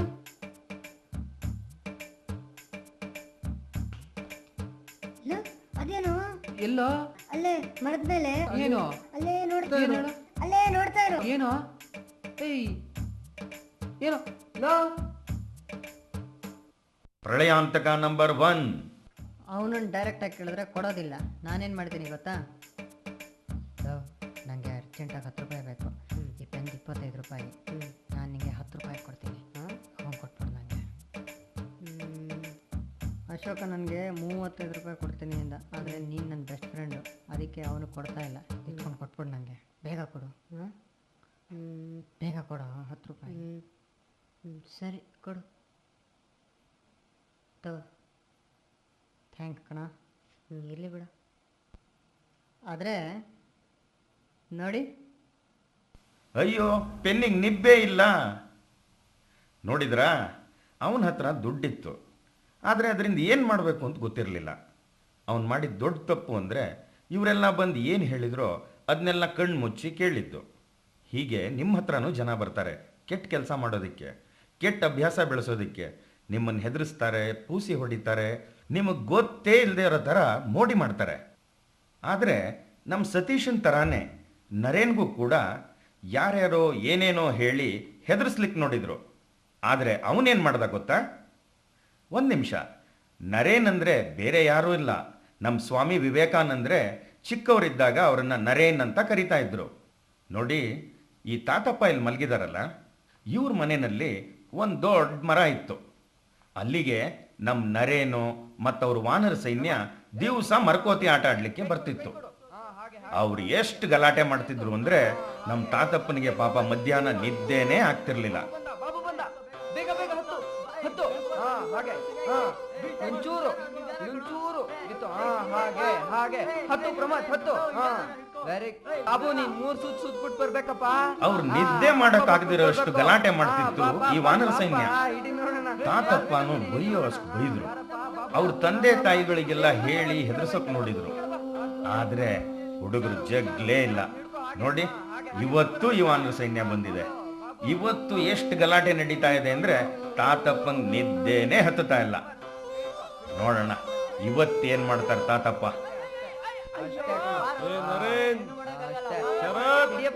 ಬಾಬು ಶರತ್, ಕೈ ಕೊಡು. ಹಾಗೆ ಹಾಗೆ ಮೆಲ್ಲಿಗೆ ಎತ್ತು ಎತ್ತು. ಹಾಗೆ ಪ್ರಮತ್, ನೀನ್ ನಿಂತ್ಕೋ ಅಲ್ಲಿ, ಅವ್ನು ಹತ್ತು ಬಿಡ್ತಾನೆ. ಬಾಬು ಬಂದ, ಬೇಗ ಬೇಗ ಹತ್ತು ಹತ್ತು. ಹಾಗೆ ಒಂಚೂರು ಒಂಚೂರು ಇತ್ತು. ಹಾಗೆ ಹಾಗೆ ಹತ್ತು ಪ್ರಮತ್ ಹತ್ತು. ಬಾರ ಇಲ್ಲಿ. ಏನ್ ತಾತ? ನಿಮ್ಗೇನ್ ಬೇರೆ ಕೆಲಸ ಇಲ್ವಾ? ಸ್ಕೂಲೆಲ್ಲ ಆಗೋಯ್ತಾ? ನಿಮ್ಗೆ ಹೇಳೋರು ಕೇಳೋರು ಯಾರು ಇಲ್ವಾ? ತಾತ ಸ್ಕೂಲೆಲ್ಲ ಮುಗ್ದೋಯ್ತು ತಾತ, ಅದಕ್ಕೆ ಆಟ ಆಡಕ್ ಬಂದಿದ್ದೀವಿ. ಸ್ಕೂಲ್ ಮುಗ್ದೋದ್ರೆ ಬೇರೆ ಏನೋ ಕೆಲಸ ಇಲ್ವಾ ನಿಮ್ಗೆ? ಎಲ್ಲ ಓದಾಗಿದೆ ತಾತ, ಇನ್ನೇನು ಓದೋದಿಲ್ಲ. ಎಲ್ಲ ಕಲ್ತಾಯ್ತಾ? 16ನೇ ಬಗ್ಗೆ ಹೇಳಿ ನೋಡೋಣ. 16 16 16 ಹಾಗಾದ್ರೆ ನೀನ್ ಹೇಳಪ್ಪ ಬೃಹಸ್ಪತಿ, ಹೇಳಿ ನೋಡೋಣ. ಲವ್ ನಿನಗೆ ಬರುತ್ತೇನೋ? ಇಲ್ಲ ಕಣೋ, ನಂಗೆ 13ವರೆಗೂ ಬರುತ್ತೆ. ನನಗೆ 14ವರೆಗೂ ಅಷ್ಟೇ ಬರೋದು. ನಂಗೆ ಗೊತ್ತು ತಾತ. ಓಹೋ, ಹಾಗಾದ್ರೆ ನಿನಗ್ ಗೊತ್ತಾ? 16 1 16 17 32 16 3 48 16 64 65 80 16 96 96 96 ಎಷ್ಟು ಹೇಳಿ ನೋಡೋಣ. 54 18 144 16 96 ಜಿಯೋಗ್ರಫಿ ಸ್ಪೆಲ್ಲಿಂಗ್ ಹೇಳು. GOGRAPHY. ನಿನ್ನ ಹೆಸರೇನು? ಕಾಳಿನಾ? ಅಮೇರಿಕಾನ್ ಕಂಡಿಡ್ದವನು ಯಾರು ಹೇಳು? America Columbus. ಕೊಲಂಬಸ್ಸಾ? ಇಲ್ವಾ ತಾತ? ಆಹಾ, ಏ ಬಾಬು ನೀನ್ ಹೇಳು, ಅಮೇರಿಕಾನ್ ಕಂಡಿಡ್ದವ್ರು ಯಾರು ಹೇಳು? ನಾನಲ್ಲ ತಾತ, ನೀನಲ್ಲ ಅಂತ ನನಗೆ ಗೊತ್ತು, ಇನ್ಯಾರು ಕಂಡಿಡ್ದಿದ್ದು? ವಾಸ್ಕೋಡಗಾಮನ. ವಾಸ್ಕೋಡಿಗಾಮನ? ಇದಾ ನೀನು ಓದೋ ಲಕ್ಷಣ?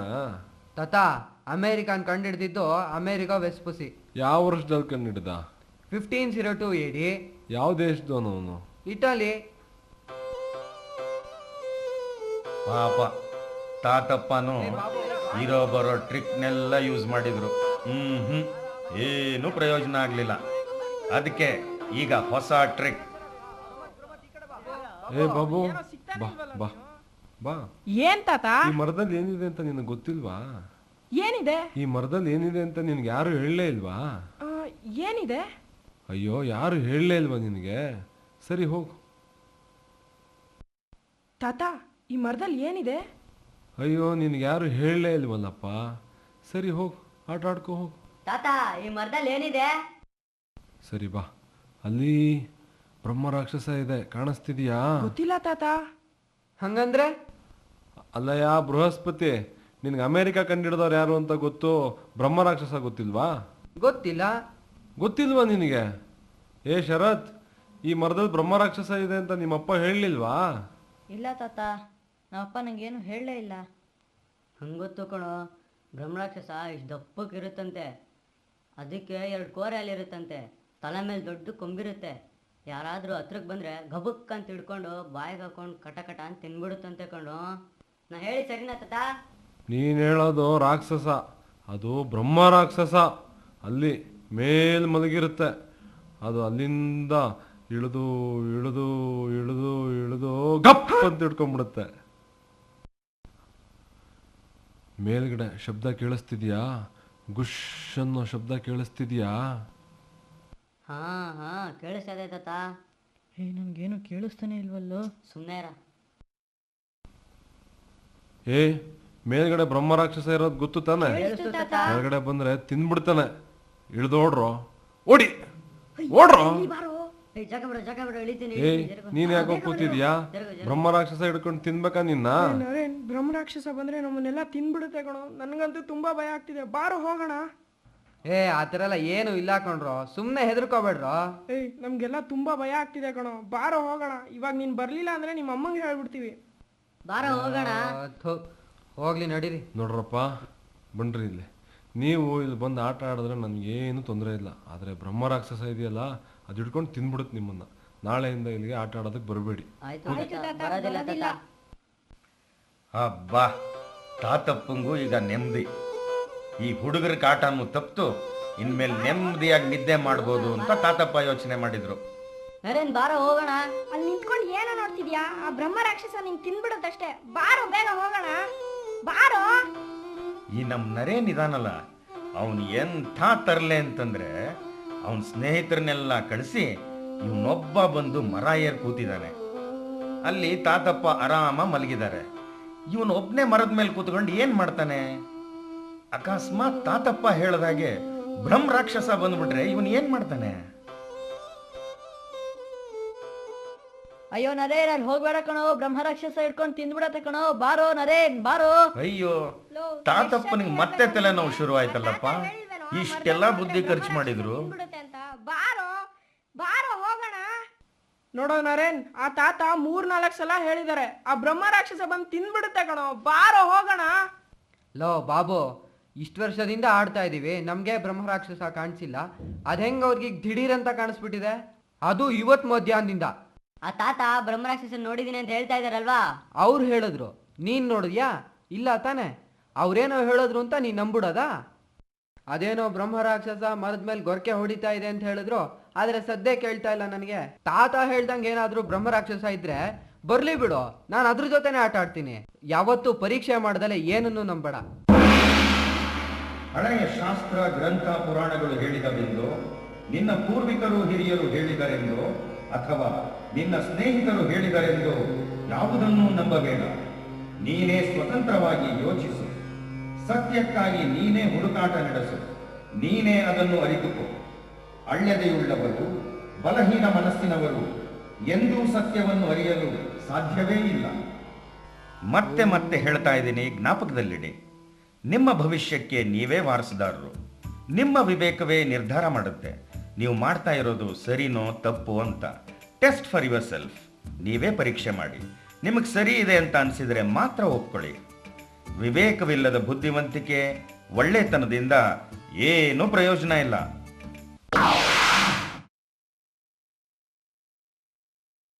ನಮ್ಮ ಮಕ್ಕಳಿಗೆ ಎಷ್ಟು ಕಷ್ಟ ಇದೆ ಅಂತ ನಾವೇ ಇನ್ನೂ ಅರ್ಥ ಮಾಡ್ಕೊಳಕ್ಕಾಗಿಲ್ಲ. ನಾವು ಇಮ್ಯಾಜಿನ್ ಮಾಡ್ಕೊಳಕ್ಕೂ ಆಗಲ್ಲ, ಅಷ್ಟು ಕಷ್ಟ ಇದೆ ಅವ್ರಿಗೆ. ನಮ್ಮ ಸ್ಕೂಲ್ನಲ್ಲೇ ಒಬ್ಳು ಹುಡುಗಿ ಇದ್ದಾಳೆ, ಸ್ಕಾಲರ್ಶಿಪ್ ಕೂಡ ಸಿಕ್ಕಿದೆ ಅವಳಿಗೆ. ಆದರೆ ಅವರಪ್ಪ ಸ್ಕೂಲ್ಗೆ ಕಳಿಸಲ್ಲ ಅಂತಿದ್ದಾರೆ. ಅವರಪ್ಪ ಅವಳನ್ನ ಯಾಕೆ ಸ್ಕೂಲಿಗೆ ಕಳಿಸ್ಬಾರ್ದು? ಇದು ಯಾವ ರೀತಿ ನ್ಯಾಯ? ಇಂಥ ಅನ್ಯಾಯನ ಸರಿಪಡಿಸೋರು ಯಾರು? ನೀವೇ ಹೇಳಿ ದಯವಿಟ್ಟು.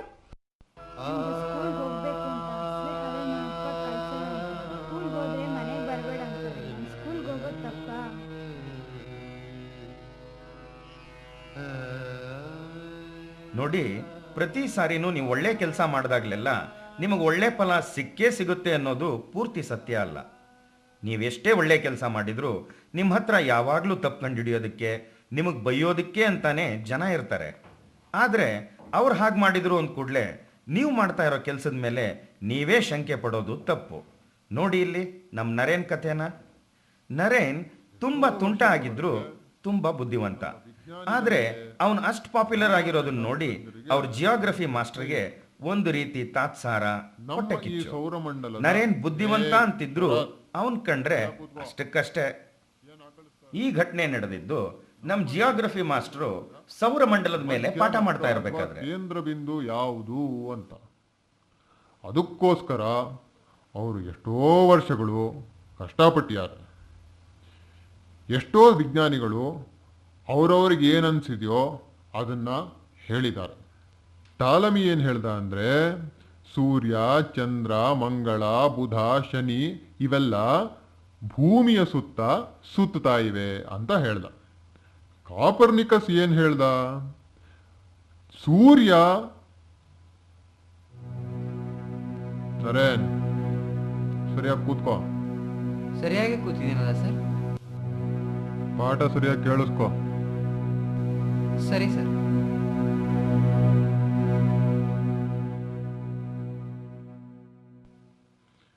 ಕಾಪರ್ನಿಕಸ್ನ ಪ್ರಕಾರ ಸೂರ್ಯ ಮಧ್ಯದಲ್ಲಿದ್ದಾನೆ, ಅವನ ಸುತ್ತಲೂ ಭೂಮಿ, ಮಂಗಳ, ಬುಧ, ಶುಕ್ರ, ಶನಿ ಮೊದಲಾದಂತಹ ಗ್ರಹಗಳು ಸುತ್ತುತ್ತಾ ಇವೆ.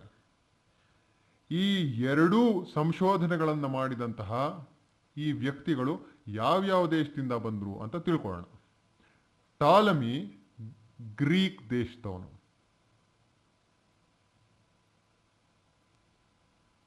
ತ್ರಿಲೋಕಿ ಹೇಳೋ ನೋಡೋಣ, ಟಾಲಮಿ ಯಾವ ದೇಶದವನು? ಗ್ರೀಸ್ ದೇಶಕ್ಕೆ ಸೇರಿದವನು ಸರ್. Ptolemy Greek ದೇಶದವನು.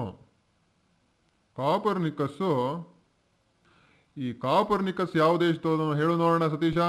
ಹಾಲೆಂಡ್ ನಾಡಿಗೆ ಸೇರಿದವರು ಸರ್. ಸರಿ, ಕಾಪರ್ನಿಕಸ್ ಹಾಲೆಂಡ್ ದೇಶದವನು. ಸರ್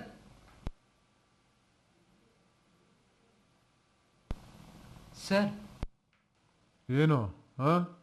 ಸರ್ ಅವನು ಕಾಪರ್ನಿಕಸ್ಸು ಹಾಲೆಂಡು. ಎದ್ದು ನಿಂತ್ಕೊಂಡು ಮಾತಾಡೋದಕ್ಕೆ ಬರೋದಿಲ್ವಾ? ನೀನ್ ಹೇಳು ಮೊದಲು. ಒಂದು ಪ್ರಶ್ನೆಯನ್ನು ಹೆಂಗ್ ಕೇಳಬೇಕು ಅಂತ ಗೊತ್ತಿಲ್ವಾ? ಉತ್ತರ ಹೆಂಗ್ ಹೇಳ್ಬೇಕು ಅಂತ ಗೊತ್ತಿಲ್ವಾ? ಎದ್ದು ನಿಂತ್ಕೊಂಡು ನೀನ್ ಮೊದಲು ಹೇಳು.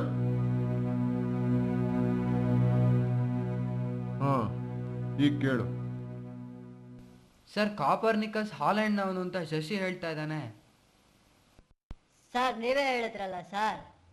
ಹೌದು, ಕಾಪರ್ನಿಕಸ್ಸು ಹಾಲೆಂಡ್ನವನು. ನಿನಗೇನು ಕಷ್ಟ? ಸರ್ ಕಾಪರ್ನಿಕಸ್ ಹಾಲೆಂಡ್ ದೇಶವನ್ ಅಲ್ಲ ಸರ್. ನೀನ್ ಕೂತ್ಕೊಳ್ಳಯ್ಯ, ನೀನ್ ಕೂತ್ಕೋ. ಕಾಪರ್ನಿಕಸ್ ಪ್ರಕಾರ ಸೂರ್ಯ, ನೀನಿನ್ನು ಕೂತ್ಕೊಂಡಿಲ್ವಾ? ಏನ್ ಕಷ್ಟ ನಿನಗೆ? ಸರ್ ಕಾಪರ್ನಿಕಸ್ ಹಾಲೆಂಡ್ನವನ್ ಅಲ್ಲ ಸರ್. ಕಾಪರ್ನಿಕಸ್ಸು ಹಾಲೆಂಡ್ ದೇಶದವನಲ್ಲ. ಹಂಗಾರೆ ಇನ್ಯಾವ ದೇಶದವನು? ನಿನಗ್ ಗೊತ್ತಾ? ಹೇಳು ನೋಡೋಣ. ಸರ್ ಕಾಪರ್ನಿಕಸ್ ಹಾಲೆಂಡ್ನವನಲ್ಲ ಸರ್, ಪೋಲೆಂಡ್ನವನು.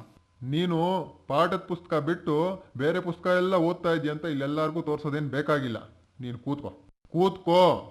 ಸರ್ ನಾನು ಬುದ್ಧಿವಂತ ಅಂತ ತೋರಿಸ್ಕೋಬೇಕು ಅಂತ ಹೇಳಿಲ್ಲ ಸರ್, ನೀವು ಹೇಳಿದ ತಪ್ಪು ಸರ್. ಕಾಪರ್ನಿಕಸ್ ಹಾಲೆಂಡ್ ದೇಶದವನಲ್ಲ ಸರ್, ಪೋಲೆಂಡ್ ದೇಶದವನು ಸರ್. ನಾನು ಹೇಳಬೇಕಾಗಿದ್ದು ಇಷ್ಟೇ ಸರ್, ಅಷ್ಟೇ ಸರ್.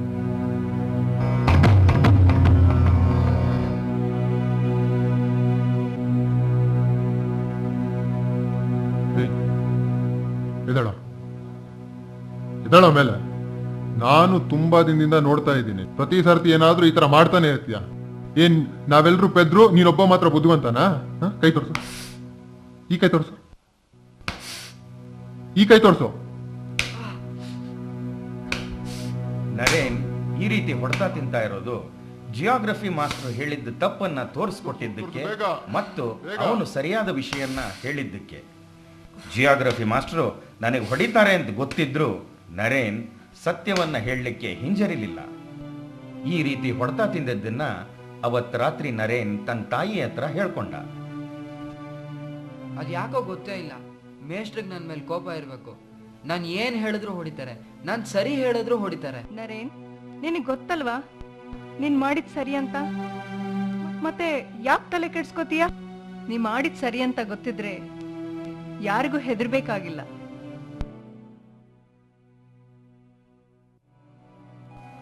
ಮರುದಿನ ನಡೆದಿದ್ದೇನು? ಯಾವ ಮೇಷ್ಟ್ರು ನರೇನ್ಗೆ ಏಟ್ ಕೊಟ್ಟಿದ್ರೋ ಅವರೇ ನರೇನ್ ಸರಿಯಾದ ವಿಷಯವನ್ನ ತಿಳಿಸ್ಕೊಟ್ಟಿದ್ದಕ್ಕೆ, ಸತ್ಯ ಹೇಳಿದ್ದಕ್ಕೆ ಶಹಬಾಷ್ಗಿರಿ ಕೊಟ್ರು. ಸರಿಯಾಗಿರೋದನ್ನ ಯಾರು ಬೇಕಾದ್ರೂ ಹೇಳಿರ್ಲಿ, ಅವ್ರು ದೊಡ್ಡವರಿರ್ಲಿ ಚಿಕ್ಕವರಿರ್ಲಿ, ಅದನ್ನ ನಾವು ಕೇಳಬೇಕು, ಅವರಿಗೆ ಗೌರವ ಕೊಡಬೇಕು.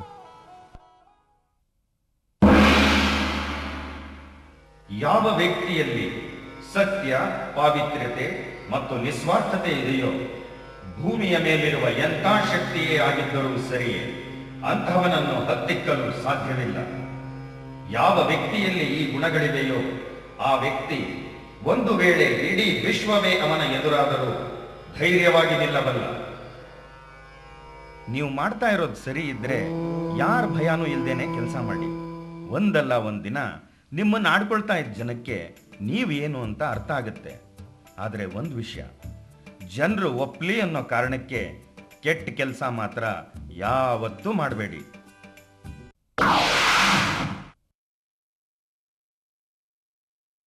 ಮಕ್ಕಳಿಗೆ ಸ್ಕೂಲಿಗೆ ಬರೋದಕ್ಕೆ ಇಂಟ್ರೆಸ್ಟ್ ಇಲ್ಲ, ಅದಕ್ಕೆ ಸ್ಕೂಲಿಗೆ ಬರ್ತಾ ಇಲ್ಲ ಅನ್ನೋದೆಲ್ಲ ಶುದ್ಧ ಸುಳ್ಳು. ವಾಸ್ತವದಲ್ಲಿ ಅವರ ಪ್ರಾಬ್ಲಮ್ಸ್ ಏನು ಅನ್ನೋದನ್ನ ನಾವೇ ಇನ್ನೂ ಅರ್ಥ ಮಾಡ್ಕೊಳಕ್ಕಾಗಿಲ್ಲ. ನಮ್ಮನೆ ಸ್ಕೂಲಿಂದ 8 ಕಿಲೋಮೀಟರ್ ದೂರ ಇದೆ. ನಡ್ಕೊಂಡು ಹೋಗಿ ನಡ್ಕೊ ಬರಬೇಕು. ನಮ್ಮಪ್ಪ ವ್ಯವಸಾಯ ಮಾಡ್ತಾರೆ. ಈ ಸಾರಿ ಮಳೆ ಇಲ್ಲ, ಅದಕ್ಕೆ ತುಂಬ ಕಷ್ಟ ಆಗ್ತಾ ಇದೆ. ಅದರಿಂದ ಅವ್ರು ಕೂಲಿ ಮಾಡ್ತಾ ಇದ್ದಾರೆ. ನನ್ನನ್ನು ಸ್ಕೂಲ್ ಬಿಡಿಸಿ ಕೂಲಿಗೆ ಸೇರಿಸ್ಬೇಕು ಅಂತಿದ್ದಾರೆ. ನಮ್ಮ ರಾಜ್ಯದಲ್ಲಿ ಮುಖ್ಯವಾಗಿ ಅದು ಗ್ರಾಮೀಣ ಪ್ರದೇಶಗಳಲ್ಲಿರುವ ಮಕ್ಕಳು ಸ್ಕೂಲ್ ಬಿಟ್ಟು ಹೋಗ್ತಾ ಇದ್ದಾರೆ. ತಂದೆ ತಾಯಿಗಳೇ ಸ್ಕೂಲ್ ಬಿಡಿಸ್ತಾ ಇದ್ದಾರೆ ಅನ್ನೋದು ಒಂದು ಕಠೋರ ಸತ್ಯ. ಕಾರಣ ಏನು ಅಂದರೆ, ಜನರ ಬಡತನ ಎಷ್ಟು ಮಟ್ಟಿಗಿದೆ ಅಂತಂದರೆ, ಅವ್ರಿಗೆ ನಿತ್ಯ ಜೀವನವೇ ದೊಡ್ಡ ಸವಾಲಾಗಿದೆ. ಅವ್ರ ಮಕ್ಕಳಿಗೆ ಒಂದು ಸೆಟ್ ಪುಸ್ತಕ ಕೂಡ ಕೊಡಿಸೋದಕ್ಕೆ ಆಗ್ತಾ ಇಲ್ಲ, ಒಂದು ಸೆಟ್ ಯೂನಿಫಾರ್ಮ್ ಕೂಡ ಕೊಡಿಸೋದಕ್ಕೆ ಆಗ್ತಾ ಇಲ್ಲ. ಇಂಥ ಕಷ್ಟ ಪರಿಸ್ಥಿತಿ ಇರಬೇಕಾದ್ರೆ ಓದೋದ್ರಿಂದ ಸಾಧಿಸೋದಾದ್ರೂ ಏನು ಅನ್ನೋದೇ ಅವ್ರ ಪ್ರಶ್ನೆ. ಅದಕ್ಕೆ ಅವರೇ ಮಕ್ಕಳನ್ನ ಸ್ಕೂಲಿಂದ ಬಿಡಿಸ್ತಾ ಇದ್ದಾರೆ. ಅಪ್ಪ ಅಮ್ಮಂದ್ರೆ ಮಕ್ಕಳನ್ನ ಸ್ಕೂಲ್ ಬಿಡಿಸ್ತಾರೆ. ಬಿಡಿಸಿ ಏನ್ ಮಾಡ್ತಾರೆ? ಸ್ಕೂಲಿಂದ ಬಿಡಿಸಿ ಮಕ್ಕಳನ್ನ ಕೂಲಿಗೆ ಕಳಿಸ್ತಾರೆ. ಆ ಕೂಲಿಗೆ ಕಳಿಸೋದ್ರಿಂದ ಅವ್ರಿಗೆ ಒಂದು ದಿನಕ್ಕೆ ಒಂದು 10-15 ರೂಪಾಯಿ ಸಂಪಾದನೆ ಬಂದ್ರೆ ಅದು ಅವ್ರ ಜೀವನಕ್ಕಾಯ್ತು ಅಂದ್ಕೊಳ್ತಾರೆ. ಈ ರೀತಿ ತಂದೆ ತಾಯಿಗಳೇ ಮಕ್ಕಳನ್ನ ಸ್ಕೂಲಿಗೆ ಕಳಿಸೋದಕ್ಕೆ ಹಿಂದೆ ನೋಡಿದ್ರೆ ಅವ್ರಿಗೆ ಪ್ರೋತ್ಸಾಹ ಮಾಡೋದಾದ್ರೆ ಯಾರು? ಹಿಂಗಿದ್ದಾಗ ಮಕ್ಕಳೇನ್ ಮಾಡ್ಬೇಕು? ನಮ್ಮಪ್ಪ ದಿನ ಕುಡ್ಕೊಂಡು ಬಂದು ನಮ್ಮಮ್ಮಗೆ ಹೊಡಿತಾರೆ. ನಮ್ಮಮ್ಮನೇ ಹೊರಗಡೆ ಕೆಲಸ ಮಾಡಿ ನಮ್ಮನ್ನ ಶಾಲೆಗೆ ಕಳಿಸೋದು. ನಮ್ಮಪ್ಪ ಅಂತೂ ಎಲ್ಲೂ ದುಡಿಯೋದೇ ಇಲ್ಲ. ನಮ್ಮಮ್ಮ ದುಡ್ಕೊಂಡು ಬಂದರೆ ಆ ದುಡ್ಡನ್ನು ಕಿತ್ಕೊಂಡೋಗಿ ಕುಡಿತಾರೆ. ನಮಗೆ ಪುಸ್ತಕನೂ ಕೊಡ್ಸಲ್ಲ, ಮನೆಯಲ್ಲಿ ದಿನಾ ಜಗಳ ಆಡ್ತಾರೆ, ಓದೋದಕ್ಕಂತೂ ಬಿಡೋದೇ ಇಲ್ಲ, ಪರೀಕ್ಷೆಗೂ ಹೋಗಬೇಡ ಅಂತಾರೆ. ನನ್ನನ್ನು ಸ್ಕೂಲ್ ಬಿಡಿಸ್ಬಿಟ್ಟು ಕೆಲ್ಸಕ್ಕೆ ಹಾಕ್ಬೇಕಂತ ಇದ್ದಾರೆ. ಇವಾಗ ನಾನು ಏನು ಮಾಡಲಿ? ಈ ರೀತಿ ಕಷ್ಟ ಇರೋ ಎಷ್ಟೋ ಮಕ್ಕಳು ನಿಮ್ಮ ಸ್ನೇಹಿತರಾಗಿರ್ಬೋದು, ನಿಮ್ಮ ಪಕ್ಕದಲ್ಲೇ ಕೂತಿದ್ರು ಹೇಳ್ಕೊಳ್ಳೋದಕ್ಕಾಗ್ದೇನೆ ನಗ್ತಾ ನಗ್ತಾನೇ ಇರ್ಬೋದು. ಆದರೆ ಒಂದು ವಿಷಯ, ಕಷ್ಟ ಇದೆ ಸರಿ, ಇದೆ ಅಂದ ಮಾತ್ರಕ್ಕೆ ಅದರಿಂದ ದೂರ ಓಡಿ ಹೋಗೋದ್ರಿಂದ ಕಷ್ಟ ಪರಿಹಾರ ಆಗ್ಬಿಡುತ್ತಾ? ನೀವು ಸ್ಕೂಲಿಗೆ ಬರದೇ ಇರೋದ್ರಿಂದ, ಚೆನ್ನಾಗಿ ಓದದೇ ಇರೋದ್ರಿಂದ ನಿಮ್ಮನೆ ಪರಿಸ್ಥಿತಿ, ನಿಮ್ಮ ಕನಸು, ನೀವು ಅಂದ್ಕೊಂಡಿರೋದೆಲ್ಲ ಸರಿ ಹೋಗ್ಬಿಡುತ್ತಾ?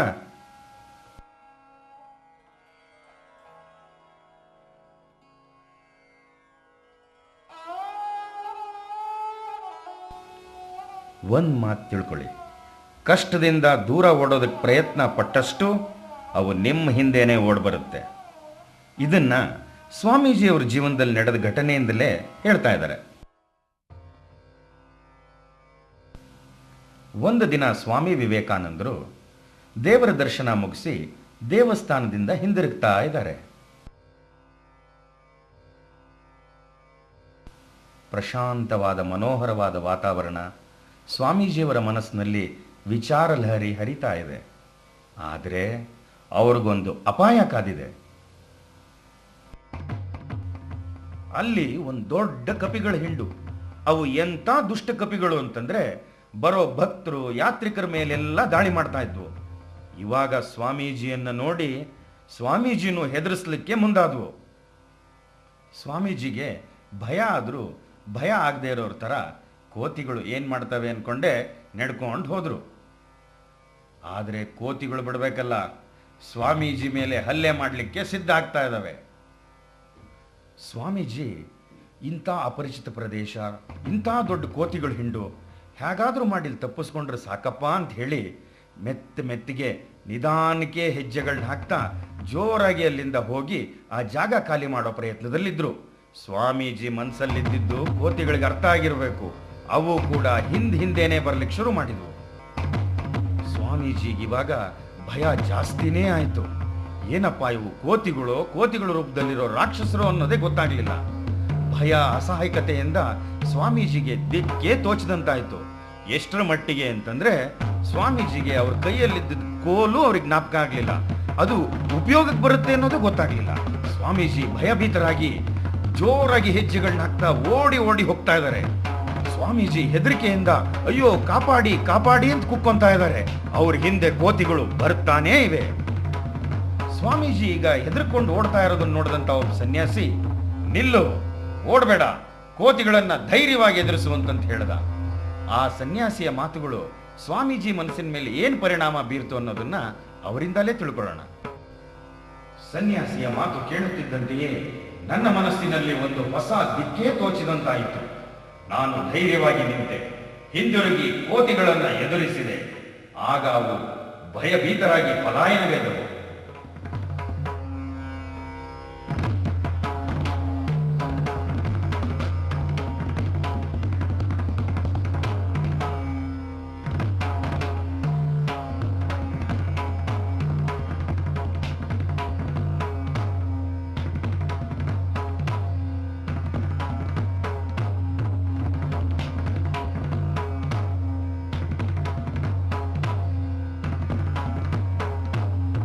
ಆ ಘಟನೆ ನನಗೆ ಜೀವನದ ದೊಡ್ಡ ಪಾಠ ಕಲಿಸಿತು. ಬದುಕಿನ ಕಷ್ಟಗಳನ್ನು ಎದುರಿಸಿ, ಧೈರ್ಯವಾಗಿ ಎದುರಿಸಿ, ಆಗ ಮಾತ್ರ ನಿಮ್ಮ ಬದುಕಿನ ಕಷ್ಟಗಳೆಲ್ಲ ಈ ಕೋತಿಗಳಂತೆ ಓಡಿ ಹೋಗುವವು. ನಮಗೆ ಸ್ವಾತಂತ್ರ್ಯ ದೊರಕುವ ಒಂದೇ ಸಾಧ್ಯತೆ ಎಂದರೆ ನಮ್ಮನ್ನು ತುಳಿಯುವ ಪ್ರಕೃತಿಯ ಶಕ್ತಿಗಳ ಮೇಲೆ ನಾವು ಪ್ರಭುತ್ವ ಸಾಧಿಸಿದಾಗ ಮಾತ್ರ. ನಮ್ಮ ಭಯ, ತೊಂದರೆ, ಅಜ್ಞಾನವನ್ನು ಗೆದ್ದಾಗ ಮಾತ್ರ ಕಷ್ಟಗಳು ನಮ್ಮ ಕಣ್ಣ ಮುಂದೆಯೇ ಪಲಾಯನಗೈಯುವವು. ಜಗತ್ತಿನ ಎಷ್ಟು ಮಹಾನ್ ವ್ಯಕ್ತಿಗಳಿದ್ದಾರೋ ಅವರು ಸಾಧನೆ ಮಾಡಿದ್ದು ತಮಗೆ ಬಂದ ಅಪಾರ ಕಷ್ಟಗಳನ್ನು ಎದುರಿಸಿ, ತಮ್ಮ ಮೇಲೆ, ತಮ್ಮ ಶಕ್ತಿಯ ಮೇಲೆ ಇದ್ದಿದ್ದ ವಿಶ್ವಾಸದಿಂದ. ಆದರೆ ಅವರು ಅವರ ಕಷ್ಟಗಳನ್ನು ಎದುರಿಸದೆ ಓಡ್ ಹೋಗ್ಲಿಲ್ಲ. ನಮ್ಮ ಕೈಯಲ್ಲಿ ಆಗಲ್ಲಪ್ಪ ಅನ್ನೋ ದೈನ್ಯವನ್ನ ಬಿಡಿ, ಏಳಿ ಎದ್ದೇಳಿ ಕಷ್ಟಗಳನ್ನು ಎದುರಿಸಿ. ನಿಮ್ಮ ಕೈಲಿ ಏನ್ ಬೇಕಾದರೂ ಸಾಧನೆ ಮಾಡೋದಕ್ಕೆ ಸಾಧ್ಯ.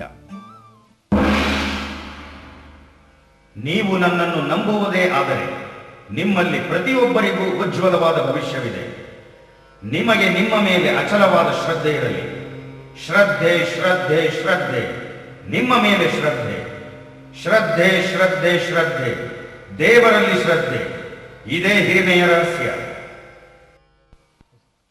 ಇದೇ ಎಲ್ಲ ಮಹಾನ್ ವ್ಯಕ್ತಿಗಳ, ಸಾಧಕರ ಜೀವನದ ವ್ಯಕ್ತಿತ್ವದ ಗುಟ್ಟು ಇದೆ. A sound mind in A sound body. ಅದಕ್ಕೋಸ್ಕರ ಮೊದಲು ನಿಮ್ಮ ದೇಹವನ್ನು ಬಲಿಷ್ಠಗೊಳಿಸಿ. ಏಕಾಗ್ರತೆಯೇ ಯಶಸ್ಸಿನ ಗುಟ್ಟು. ಪರೀಕ್ಷಿಸದೆ ಏನನ್ನೂ ನಂಬದಿರಿ, ಏಕೆಂದರೆ ವಿವೇಕವಿಲ್ಲದ ಬುದ್ಧಿಯಿಂದ ಪ್ರಯೋಜನವಿಲ್ಲ. ಪ್ರಾಮಾಣಿಕರಾಗಿರಿ, ಸತ್ಯವಂತರಾಗಿರಿ, ಏಕೆಂದರೆ ಯಾವತ್ತೂ ಕಡೆಗೆ ಅದಕ್ಕೇ ಜಯ. ನಿಮ್ಮಲ್ಲಿ ಶ್ರದ್ಧೆ ಇಡಿ, ದೇವರಲ್ಲಿ ಶ್ರದ್ಧೆ ಇಡಿ. ಆಗ ಮಾತ್ರ ಅಸಾಧ್ಯವಾದುದನ್ನು ಸಾಧಿಸಲು ಸಾಧ್ಯ. ಇದನ್ನ ಸಾಧಿಸೋದಿಕ್ಕೆ ದಿನ ನಿಮ್ಮದೇ ಆದಂತ ಒಂದು ಟೈಮ್ ಟೇಬಲ್ ಹಾಕೊಳ್ಳಿ. ಯಾಕೆಂದ್ರೆ ಸತತವಾದ ಪರಿಶ್ರಮದಿಂದ ಮಾತ್ರ ಇದು ಸಾಧ್ಯ. ಮೊದಲನೇದಾಗಿ ದಿನ ಬೆಳಗ್ಗೆ ಮತ್ತು ಸಂಜೆ ಸುಮಾರು 30 ನಿಮಿಷಗಳ ಕಾಲ ವ್ಯಾಯಾಮ, ಯೋಗ, ಆಟ ಮುಂತಾದ ಚಟುವಟಿಕೆಗಳಲ್ಲಿ ತೊಡಗಿಸಿಕೊಳ್ಳಿ. ಇದರಿಂದ ದೇಹ, ಮನಸ್ಸು, ಆರೋಗ್ಯ ಗಟ್ಟಿಯಾಗಿರುತ್ತೆ. ನಿಮ್ಮ ದೇಹ ಗಟ್ಟಿಯಾಗಿದ್ರೆ ಮಾತ್ರ ನೀವು ಏನನ್ನಾದರೂ ಸಾಧನೆ ಮಾಡೋದಕ್ಕೆ ಸಾಧ್ಯ.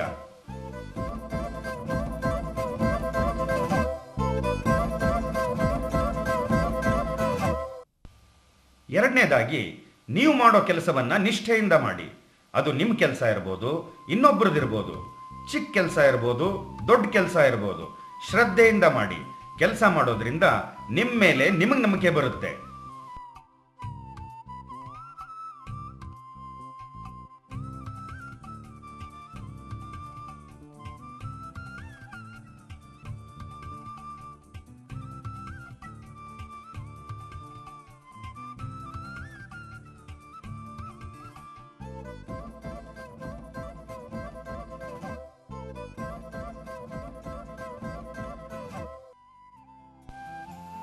ಮೂರನೇದಾಗಿ, ನಿಮ್ಮ ಪಾಠಗಳನ್ನು ಶ್ರದ್ಧೆ ಇಟ್ಟು ಓದಿ. ಗೊತ್ತಲ್ಲ ಕಾನ್ಸಂಟ್ರೇಷನ್ ಎಷ್ಟು ಮುಖ್ಯ ಅನ್ನೋದು. ಜೊತೆಗೆ ದಿನ ನ್ಯೂಸ್ ಪೇಪರ್ ಓದಿ, ನಿಮ್ಮ ಸಾಮಾನ್ಯ ಜ್ಞಾನ ಬೆಳೆಸ್ಕೊಳ್ಳೋದಿಕ್ಕೆ. ಎಲ್ಲದಕ್ಕಿಂತ ಮುಖ್ಯವಾಗಿ ದಿವಸ 10 ನಿಮಿಷ ಯಾರಾದರೂ ಮಹಾನ್ ಚೇತನದ ಬಗ್ಗೆ, ಅವರ ವಿಚಾರದ ಬಗ್ಗೆ ಓದಿ. ನಿಮ್ಮ ಕಷ್ಟದ ಸಮಯದಲ್ಲಿ ಸ್ಫೂರ್ತಿ ಕೊಡೋದೇ ಇಂಥ ಓದು. ಥಿಂಕ್ ಬಿಗ್, ವಿಶಾಲವಾಗಿ ಯೋಚಿಸಿ, so that you can live big.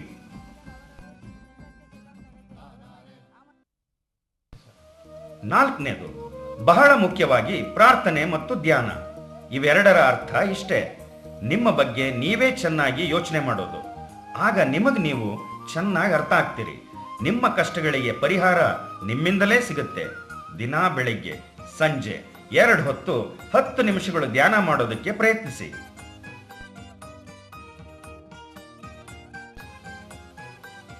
ಇದೆಲ್ಲದರ ಜೊತೆಗೆ ನೀವು ಮಾಡಬೇಕಾಗಿರೋದು ಅಂದ್ರೆ ನಿಮ್ಮವರನ್ನ, ನಿಮ್ಮ ನಾಡನ್ನ, ದೇಶವನ್ನ ಪ್ರೀತಿಸೋದು. ಈ ದೇಶವನ್ನ ಮುನ್ನಡೆಸಬೇಕಾದವರು ನೀವೇ. ನಿಮ್ಮ ವ್ಯಕ್ತಿತ್ವ ಗಟ್ಟಿಯಾಗಿದೆ ಅಂದ್ರೆ ದೇಶ ಸುಭದ್ರವಾಗಿರುತ್ತೆ ಅಂತ ಅರ್ಥ.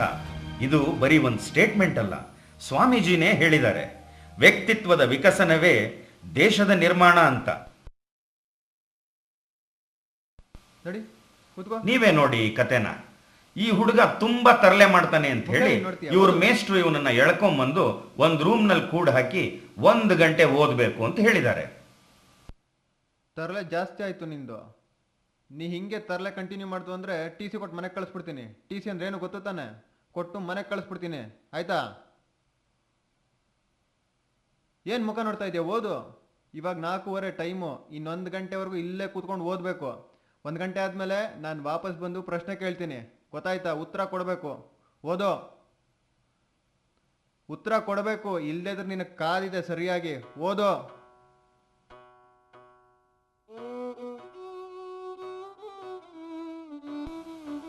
ಮೇಷ್ಟ್ರೇನೋ ಹೋದ್ರು. ಏನು ಓದಬೇಕು ಅಂತ ಗೊತ್ತಾಗ್ತಾ ಇಲ್ಲ. ಓದೋಕೆ ಆಸಕ್ತಿ ಇಲ್ಲ. ಓದಿದ್ಯಾವುದು ತಲೆಗೆ ಹತ್ತುತ್ತಾ ಇಲ್ಲ. 1 ಗಂಟೆ ಏನಪ್ಪ ಮಾಡೋದು ಅಂತ ಚಡಪಡಿಸ್ತಾ ಇದ್ದಾನೆ.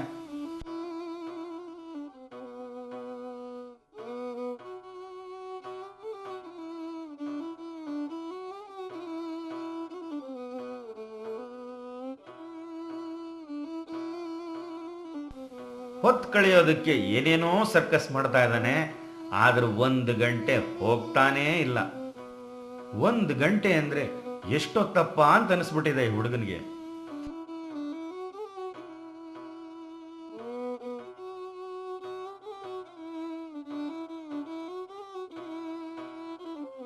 ಲೇ ಗಣೇಶ, ಏಕೆ ಸತೀಶ, ವರುಣ ಕೇಳಿಸ್ತಿಲ್ವೇನೋ?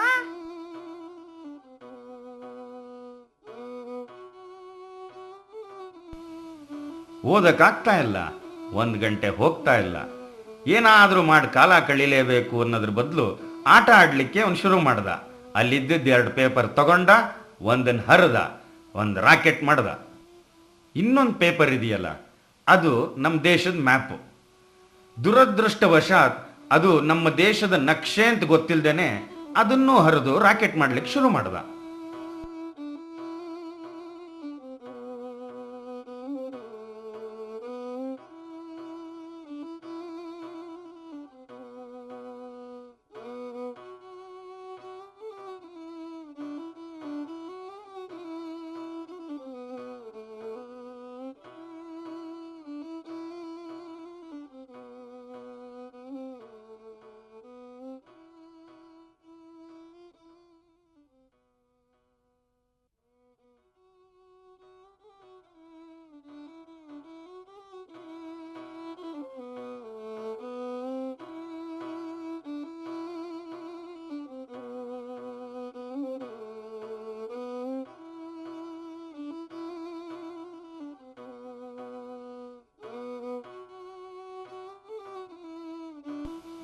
ರಾಕೆಟ್ ಏನೋ ಮಾಡಾಯ್ತು, ಆದ್ರೆ ಅದನ್ನ ಯಾರಿಗೆ ಹೊಡೆಯೋದು? ಯಾರಿಗಾದ್ರೂ ಹೊಡೆದ್ರೆ ಮೇಷ್ಟ್ರು ಬೈತಾರೆ. ಅದಕ್ಕೋಸ್ಕರ ಆ ರಾಕೆಟ್ನ ಹೊಡಿಲಿಕ್ಕೆ ಒಂದು ಗುರಿನ ಸೆಟಪ್ ಮಾಡ್ತಾ ಇದ್ದಾನೆ. ಈಗ ಬಂದವನೇ ಒಂದೊಂದು ರಾಕೆಟ್ ತಗೊಂಡು ಸುಯ್ ಸುಯ್ ಅಂತ ಬಿಡಕ್ಕೆ ರೆಡಿ ಆಗ್ತಾ ಇದ್ದಾನೆ. ಜೈ ರಾಮ್ ಜೈ ರಾಮ್, ಜೈ ಹನುಮಾನ್ ಜೈ ಹನುಮಾನ್. ಆಹಾ, ಎಂತ ಗುರಿ! ಮೊದಲನೇ ರಾಕೆಟ್ ಗುರಿನೇ ಮುಟ್ಲಿಲ್ಲ. 2ನೇ ರಾಕೆಟ್ ಹೊಡಿಲಿಕ್ಕೆ ರೆಡಿ ಆಗಿದ್ದಾನೆ. ಅಯ್ಯಯ್ಯೋ, ಇವಾಗ್ಲೇ ಅವ್ರ ಮಾಸ್ಟರ್ ಒಳಗಡೆ ಬರ್ಬೇಕಾ? ರಾಕೆಟ್ ಇವನ್ ಕೈಯಲ್ಲಿರೋದನ್ನ ನೋಡ್ಬೇಕಾ? ರಾಕೆಟ್ ಇಟ್ಕೊಂಡು ಆಟ ಆಡ್ತಾ ಇದೆಯಾ? ಮ್ಯಾಪು? ಓ, ಇಂಡಿಯಾ ಮ್ಯಾಪಾ? ಇಂಡಿಯಾ ಮ್ಯಾಪೇ ಸಿಗ್ತಾ ಆಟ ಆಡೋದಕ್ಕೆ ನಿನಗೆ? ರಾಕೆಟ್ ಮಾಡೋದಕ್ಕೆ ಇಂಡಿಯಾ ಮ್ಯಾಪೇ ಸಿಗ್ತಾ ನಿನಗೆ? ಇದಕ್ಕೆನಾ ನಾನು ನಿನ್ಗೆ ಒಳಗೆ ಕಳಿಸಿದ್ದು? ನೀನು ಒಳಗೆ ಕೂತ್ಕೊಂಡು ಆಟ ಆಡ್ತಾ ಇದೆಯಾ? ಇಂಡಿಯಾ ಮ್ಯಾಪೇ ಬೇಕಾಯ್ತಾ ರಾಕೆಟ್ ಮಾಡೋದಕ್ಕೆ ನಿನಗೆ? ನಗ್ತಾ ಇದೆಯಾ? ಎತ್ಕೋ, ಎತ್ಕೋ ಎತ್ಕೋ. ಏನು ಸ್ಲೋ ಆಗೇನು ಎತ್ಕೊಳ್ಳೋದು? ಎತ್ಕೋ. 10 ನಿಮಿಷ ಟೈಮ್ ಕೊಡ್ತೀನಿ. 10 ನಿಮಿಷದೊಳಗಡೆ ಮ್ಯಾಪ್ ಹೆಂಗಿತ್ತೋ ಹಾಗೆ ಮಾಡಬೇಕು. ಇಲ್ಲ ಅಂತ ಹೇಳಿದ್ರೆ ಕೊಂದು ಹಾಕ್ಬಿಡ್ತೀನಿ ನಿನ್ನ. ಏನೆಲ್ಲ ಆಡ್ಸ್ಕೊಂಡು ಎತ್ಕೊತಾ ಇದೆಯಾ? ಮ್ಯಾಪ್ ಹೆಂಗಿತ್ತೋ ಹಾಗೆ ಮಾಡಿಡಬೇಕು. 10 ನಿಮಿಷ ಟೈಮ್ ಕೊಡ್ತೀನಿ. ಮಾಡಲಿಲ್ಲ ಅಂದ್ರೆ ಸಿಗದು ಹಾಕ್ಬಿಡ್ತೀನಿ. ಅಯ್ಯೋ, ಇಂಥ ಟ್ರಾಜಿಡಿನ! ಪಾಪ ಈ ಹುಡುಗನಿಗೆ ಮ್ಯಾಪಲ್ಲಿ ಜಮ್ಮು ಕಾಶ್ಮೀರ್ ಪಕ್ಕ ಬರುತ್ತೋ ಕನ್ಯಾಕುಮಾರಿ ಪಕ್ಕ ಬರುತ್ತೆ ಅನ್ನೋದೇ ಗೊತ್ತಿಲ್ಲ. 10 ನಿಮಿಷ ಆಯ್ತು, ಮಾಸ್ಟರ್ ಬಂದಿದ್ದಾರೆ. ಇನ್ನು ದೇವರೇ ಗತಿ. ರಿಪೇರಿ ಮಾಡಾಯ್ತಾ? ಆಟ ಆಡ್ತಾ ಇದ್ಯಾ? ತೋರ್ಸು. ಓಯ್, ಸರಿ ಮಾಡ್ಬಿಟ್ಟಿದ್ಯಾ? ಹೇಳೋ, ಹೆಂಗೋ ರಿಪೇರಿ ಮಾಡ್ದೆ? ನಿನ್ನೆ ಕೇಳ್ತಾ ಇರೋದು, ಹೇಳು. ಹೆಂಗೆ ರಿಪೇರಿ ಮಾಡಿದೆ? ಹೆಂಗೆ ಮಾಡಿದೆ? ಹೊಡೆಯೋದಿಲ್ಲ, ಹೇಳು. ಸರ್, ನಾ ಹೆಂಗೆ ಮಾಡಿದೆ ಅಂದರೆ, ನೀವು ಹೋದ್ಮೇಲೆ ನನಗೆ ಏನು ಮಾಡಬೇಕು ಅಂತ ಗೊತ್ತಾಗಲೇ ಇಲ್ಲ ಸರ್.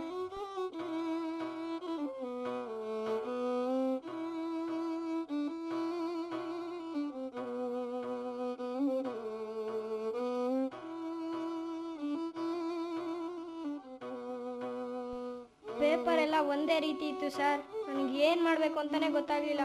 ಅಳು ಬಂದ್ಬಿಡ್ತು ಸರ್.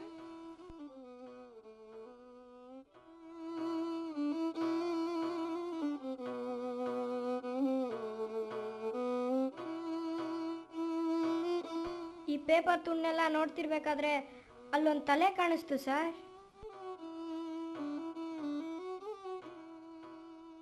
ಆಮೇಲೆ ಒಂದು ಕೈ ಸಿಕ್ತು ಸರ್, ಕಾಲ್ ಸಿಕ್ತು, ಆಮೇಲೆ ಇನ್ನೊಂದು ಕೈ ಸಿಕ್ತು. ಅದನ್ನೆಲ್ಲ ಒಟ್ಟಿಗೆ ಜೋಡಿಸ್ದೆ ಸರ್. ಹಾಗೆ ಜೋಡಿಸ್ತಾ ಇದ್ದೆ ಸರ್, ಮನುಷ್ಯನ ಚಿತ್ರ ಆಗ್ಬಿಡ್ತು. ಅದನ್ನು ತಿರುಗಿಸಿ ನೋಡಿದ್ರೆ ಮ್ಯಾಪ್ ಸರಿ ಆಗೋಗಿತ್ತು ಸರ್. ಅಷ್ಟೇ ಸರ್ ನನಗೆ ಗೊತ್ತಿರೋದು, ಇನ್ನೇನು ಗೊತ್ತಿಲ್ಲ ಸರ್.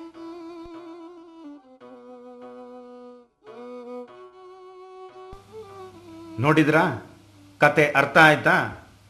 ಜಗತ್ತಿನ ಮಹಾನ್ ಸಾಧಕರೆಲ್ಲ ತಮ್ಮ ಚಾರಿತ್ರ್ಯದ ನಿರ್ಮಾಣದ ಜೊತೆಗೆ ತಮ್ಮ ದೇಶವನ್ನ ಉನ್ನತಿಗೆ ಕರೆದೊಯ್ದಿದ್ದು ಹೀಗೆ. ಈಗ ನೀವು ಮಾಡಬೇಕಾಗಿರೋದು ಇಷ್ಟೇ. ನೀವೇ ಶಿಲೆಗಳು, ನೀವೇ ಶಿಲ್ಪಿಗಳು ಅನ್ನೋದನ್ನ ಅರ್ಥ ಮಾಡ್ಕೊಳ್ಳಿ. ನಿಮ್ಮ ಏಳಿಗೆಗೆ ನೀವೇ ಶಿಲ್ಪಿಗಳು. ನಿಮ್ಮ ವ್ಯಕ್ತಿತ್ವದ ವಿಕಸನಕ್ಕೆ ನೀವೇ ಶ್ರಮ ಪಡಬೇಕು. ಮತ್ತು ನಾನು ಹೇಳ್ತಾ ಇದ್ದೀನಿ, ಅದು ನಿಮ್ಮ ಕೈಯಲ್ಲಿ ಸಾಧ್ಯ. ನೀವೇ ಭಾರತದ ಭವಿಷ್ಯ.